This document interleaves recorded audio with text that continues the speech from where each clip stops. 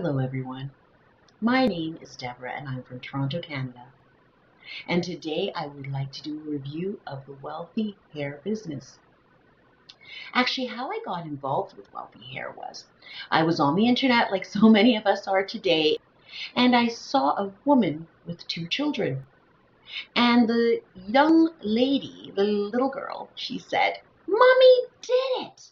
And then she proceeded to say, "I did it." So I had to keep watching. And she explained that she had built a 7-figure income from her hair business. Now, I have always been passionate about beauty and hair for women of color. So I decided to click on the link below to attend the webinar.